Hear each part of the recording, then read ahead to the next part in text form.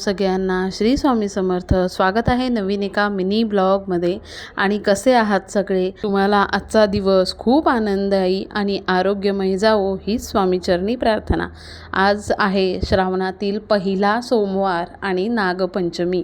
आता श्रावण महिना चालू झाला की सण आपले चालू झाले आणि सकाळ सकाळी खोपोलीचं हे वातावरण बघितलं की मन प्रसन्न होतं.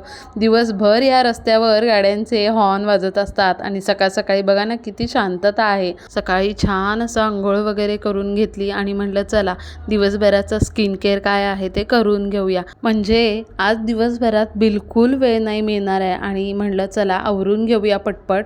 आणि बाहेर छान अशी रांगोळी वगैरे काढून घेतली. आज कलरफुल रांगोळी काढली होती आणि मी तुळशीपुढं पण रांगोळी काढली होती म्हणून त्याला छान असं नंतर मग डेकोरेशन केले. आता तुळस पण खूप छान भरायला लागली आहे माझी. आता पाऊस पडतोय तसं तसं ती भरते. श्रावण महिना म्हणजे भक्ती, श्रद्धा आणि सकारात्मक ऊर्जेचा हा महिना आहे.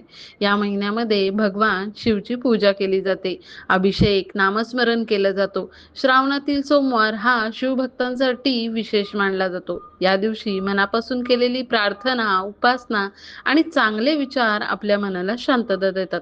आणि त्याच्यामध्ये आज नागपंचमी सुद्धा आहे. आपल्या संस्कृतीमध्ये नागाला निसर्गाचा आणि सृष्टीच्या संतुलनाचा एक महत्त्वाचा भाग मानला जातो.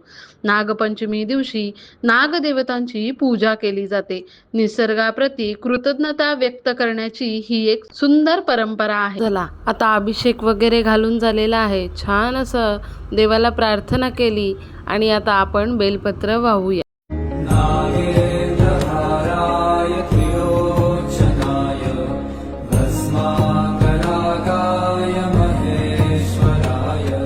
आता कोणता पण सण आला की आपली तयारी आधीच चालू होते. आपण केलेली छोटीशी तयारी, घरातली ती स्वच्छता, अशी एक छोटीशी तयारी माझी पण आहे. घरच्या घरी अगदी शुद्ध तुपातल्या वाती मी घरीच बनवलेल्या आहेत.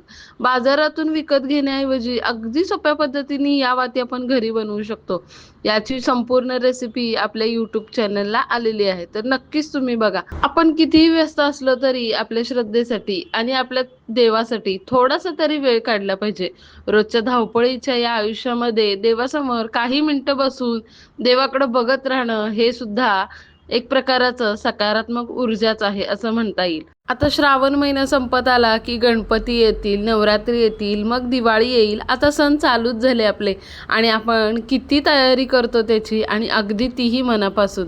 मग नैवेद्य असो किंवा काही असो. आणि आज श्रावणातला पहिला सोमवार आहे म्हणून आळूची वडी, मसाले भात आणि गव्हाची खीर केली होती. आमच्या इकडे महाप्रसादाला गव्हाची खीर करतात. तुम्ही काय केलं होतं नैवेद्याला हेही कमेंट बॉक्समध्ये नक्की सांगा. छान असा नैवेद्य वगैरे दाखवला. तुमचा पहिला सोमवार कसा गेला हा माझ्यासोबत नक्की शेअर करा. चला तर मग भेटूया उद्याच्या ब्लॉगमध्ये. धन्यवाद.